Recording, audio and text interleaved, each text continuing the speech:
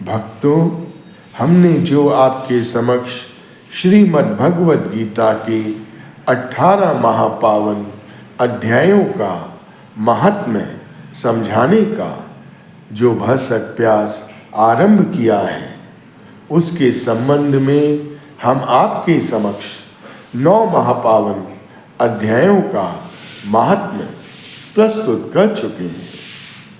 कृपया आप उन सभी वीडियोस को भली प्रकार से सुने व ज़्यादा से ज़्यादा लोगों तक पहुंचाने की कृपा करें, जिससे आप सबके साथ साथ समस्त मानव जाति का कल्याण हो। इन सभी वीडियोस को अगर आप ध्यानपूर्वक सुनकर अपने जीवन में अनुसरण करते हैं तो आपका जीवन आनंदमय हो जाएगा और हम सबके मालिक श्री कृष्ण भगवान जी की महापावन कृपा आप सबको प्राप्त होगी।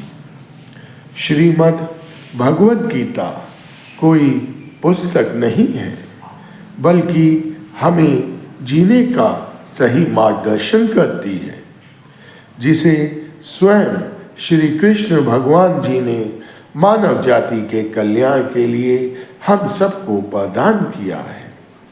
आज हम 10वें महापावन अध्याय का महात्म्य प्रस्तुत करने जा रहे हैं। कृपया इसे भी हमारी सभी वीडियोस की तरह आप अवश्य ही पसंद करेंगे और अपने जीवन में अनुसरण करेंगे। 10वें महापावन अध्याय का महात्म्य इस प्रकार से है। श्री वैकुंठ लोक में क्षीर सागर में शेषनाग जी की सैया पर बैठे हुए मेरे श्री भगवान श्री लक्ष्मी जी से बोले, लक्ष्मी जी, यह 10वें अध्याय का महात्म्य आज मैं आपको सुनाता हूँ, कृपया ध्यान से सुनिएगा। काशी नगर में एक धीर जी नामक धर्मात्मा हरि भक्त ब्रह्म रहते थे। एक दिन वह विश्वेश्वर महादेव जी के दर्शन को गए। गर्मी की ऋतु थी, वह धूप से व्याकुल हो चक्कर खाकर मंदिर के पास गिर पड़े। इतने में भृगि नामक गण आया। उसने देखा तो ब्रह्म देवता जी मूर्छित पड़े हुए थे। उन्होंने जाकर स्वयंभू श्री महादेव जी से कहा। महादेव जी ये सुनकर चुप हो गए। उस गण ने जाकर कहा, स्वामिन, यह चरित्र मैंने देखा है, इसने कोई पुण्य किया है जिससे पवित्र जगह पर इसकी मृत्यु पाई गई है। चारों बातें इसकी भली आबनी है। एक काशी क्षेत्र, गंगा जी का स्नान, संतों का तथा श्री विश्वेश्वर जी का महापावन दर्शन, अन्न को छोड़ना, महापावन एकादशी का दिन। कृपा कर यह बताइए कि इसने कौन से पुण्य किए हैं जिससे कि यह यहाँ पर मूर्छित होकर गिरा और अपने प्राण त्याग दिए। तब स्वयं श्री महादेव जी कहते हैं, हे भृगु, इसके जन्म का हाल तुम्हें सुनाता हूँ, ध्यान से सुनो। एक दिन कैलाश पर्वत पर पार्वती जी और हम बैठे हुए थे। एक हंस मेरे दर्शन को आया। वह हंस जगत पिता श्री ब्रह्मा जी का वाहन था। ब्रह्मलोक से मानसरोवर को जाता था। उस सरोवर में सुंदर सुंदर कमल के फूल लगे हुए थे। वह एक कमल को लांघने लगा, उसकी परछाई पड़ी तो वह हंस एकदम काला हो गया और बेहोश हो पृथ्वी पर आकाश से गिरा। उसी मार्ग पर एक गण आया।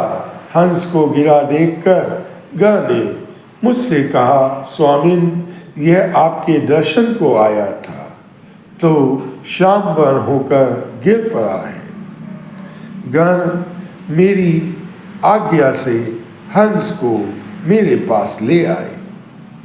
मैंने पूछा, हे हंस, तू श्यामवर्ण क्यों हुआ?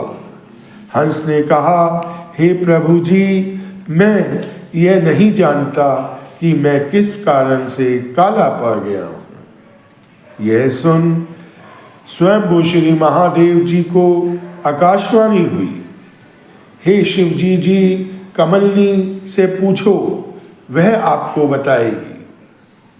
कमलनी ने आकर कहा कि पिछले जन्म में मैं पद्मावती नामक अप्सरा थी। श्री गंगा जी के किनारे एक ब्रह्म देवता जी स्नान करके श्रीमद् भगवत गीता के 10वें महापावन अध्याय का पाठ किया करते थे। एक दिन श्री इंद्रदेव जी का सिंहासन हिल गया। श्री इंद्रदेव जी ने मुझे तुरंत आज्ञा दी, जाकर उस ब्रह्म देवता जी की तपस्या भंग कर दो। मैं श्री ब्रह्म देवता जी के पास पहुंची और मैंने उनकी तपस्या को किसी न किसी तरीके से भंग कर दिया। ब्रह्म देवता जी क्रोधित हो गए और क्रोधित होकर उन्होंने मुझे श्राप दिया कि हे पापनी, तू कमलनी हो जा। श्री ब्रह्मा देवता जी एक पहुँचे हुए महाज्ञानी पुरुष थे और ब्रह्मा देवता जी का श्राप मुझे लग गया और मैं कमलनी बन गई।